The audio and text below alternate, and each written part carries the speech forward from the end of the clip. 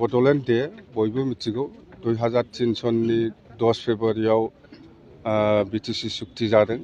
आसाम सरकार भारत सरकार आरो बिएलटिनि गेजेराव आरो बे सुक्तिनि समाव बर'नि जेसेबां आबसु बा बर' साहित्य सभा बा जिमान दल संगठन दङ आबोब बा गुबुन गुबुन जातिनि आसु नाथजोगि बा राजबंशी बा गरखा बा जिमान जाति जनगोष्ठी दङ बिटिसिआव बिसोरनिफ्रायबो जोङो सहजगखौ मोनदों बै समाव सुक्तिनि समाव ओंखायनो जोङो बिराद शान्तिपूर्ण भाबै सुक्तिखौ खालामनो हादों आरो सुक्तिनि उनाव एग्जिकिउसनावबो जोङो गासिबो जाति जनगोष्ठीनिफ्राय सहाय मोनदों बिटिसि सुक्ति जाफुंनायनि माने आन्दोआव बयबो जाति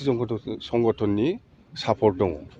मोनसेल' जोंहा दासिमबो जों जाफुंहोनो हायाखै बेयो जाहैबाय कार्बि आंलंआव थानाय बर'फोरखौ जों दाबो एसटिकरन खालामनो हायाखै बे मोनसेल' आरो मोनसेया जोंहा मोनसे प्रप'जाल दङ इन्ड' भुटान नेशनेल हाइवे बेखौ जों दाबो जाफुंसार होनो हायाखै बाखि नोंना इउनिभार्सिटि होन इन्जिनियारिं कलेज होन CIT होन बा एयारपर्ट होन गासिबो साक्सेस मथथे जाजोब्बाय मोननैल' सुक्तिनि गेजेराव मोननैल' जों जाफुंहोनो हायाखै मोनसे कार्बि आंलं आरो डिमा हासाव बर'फोरखौ ट्राइबेल खालामनाय आरो इन्ड' भुटान नेशनेल हाइवे बियो सार्भे जाबाय बियो खिन्थु सार्भे जादोंबाबो दासिमबो गभर्नमेन्ट अफ इन्डिया बेखौ माने एक्सेप्ट खालामाखै बेखौ जों खालामनो हागोन जोंहा मोनसे आसा दं आरो जोंहा माखासे प्रप'जाल दङ नोंसोर मिथिगोना मिथिया बङाइगावनिफ्राय ओरै Gelephu train line रङियानिफ्राय सानदुब जंखा train line बेफोर जोंनि प्रप'जाल जोब बेफोरबो जोंहा दंबावो हाबबायथ' नङा आसामनि CMआ दाखालि हेमन्त बिश्व शर्मा दाङ'रियाया मोनसे एनाउन्समेन्ट होदों जे ओरै गहपुरसिम BTRखौ एक्सटेनसन खालामनाय जासिगोन होननानै एनाउन्स होदों एनाउन्समेन्टल' जादों दाबो फर्मेलिटि माबा जायाखै जों बेखौ बरायो खिन्थु बेजों लोगोसे जोंना बेनो डिमान्डआ बेयो कन्टिगुइटि जानांगोन आरो बेखौ बेनि एडमिनिस्ट्रेटिभ माबाया अदालगुरिजों थानांगौ सनितपुरजों थानो नाङा CWC मिटिं दङ काजलगावआव बे CWC मिटिङाव जोङो गासिबो जोंनि BPFनि जितु रोनकौकल बा जोंनि स्ट्रेटेजिफोरखौ जों रायज्लायगोन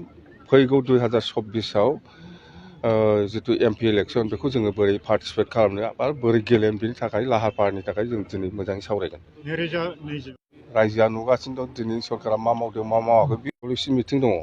काजलगावआव बे CWC मिटिङाव जोङो गासिबो जोंनि BPFनि जितु रोनकौकल बा जोंनि स्ट्रेटेजिफोरखौ जों रायज्लायगोन फैगौ 2024आव जितु MP इलेक्सन बेखौ जोङो बोरै पार्टिसिपेट खालामनो आरो बोरै गेलेनो बेनि थाखाय लाहार फाहारनि थाखाय जों दिनै मोजाङै सावरायगोन हाबबायथ' नङा आसामनि CMआ दाखालि हेमन्त बिश्व शर्मा दाङ'रियाया मोनसे एनाउन्समेन्ट होदों जे ओरै गहपुरसिम BTRखौ एक्सटेनसन खालामनाय जासिगोन होननानै एनाउन्स होदों एनाउन्समेन्टल' जादों दाबो फर्मेलिटि माबा जायाखै जों बेखौ बरायो खिन्थु बेजों लोगोसे जोंना बेनो डिमान्डआ बेयो कन्टिगुइटि जानांगोन आरो बेखौ बेनि एडमिनिस्ट्रेटिभ माबाया अदालगुरिजों थानांगौ